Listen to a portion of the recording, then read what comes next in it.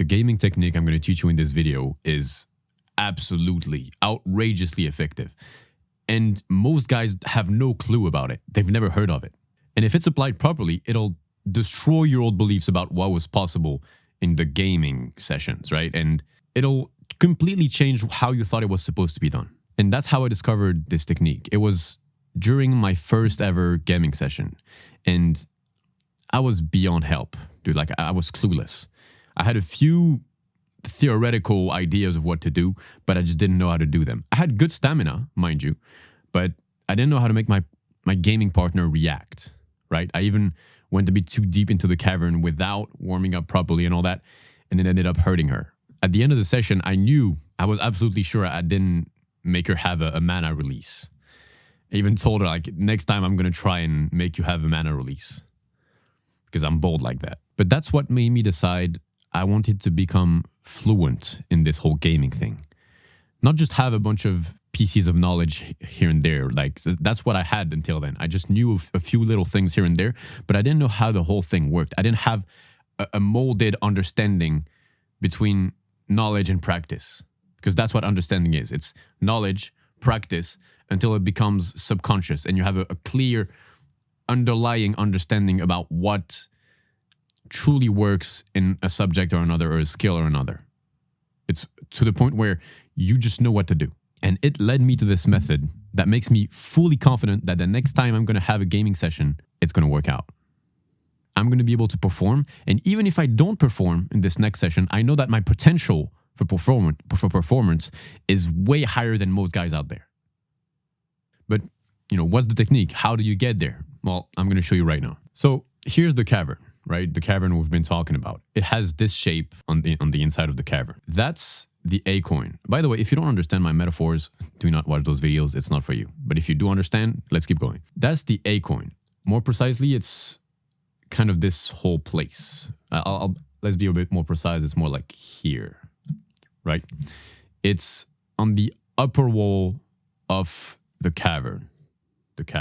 You stimulate it by simply using your joystick and massaging it in a way. Massage the upper wall of the cavern. Once this area is massaged, like any massage out there, it will create blood flow into the cavern in game. Once blood flow is created, this area will grow. It will engorge with blood. Once it is engorged, first of all, it will be more sensitive, which is good, right? It's just good. It's going to create mana releases. And second of all, because it gets engorged, it'll create a sort of chasm, a sort of little like this, I would say. Once that's the case, when, for example, you're a bit too tired, you're lacking stamina, and you can't keep on going back and forth with your joystick, you can stop. But instead of stopping outside of the cavern, you stop resting on this spot, right on the A coin, right at this place that is engorged. And what it's going to do is it will create a sort of hand that squeezes the joystick quite tightly. It's not like the partner who's handling the cavern does not have control over this. It happens on its own. It's something that she should have control over most of the time.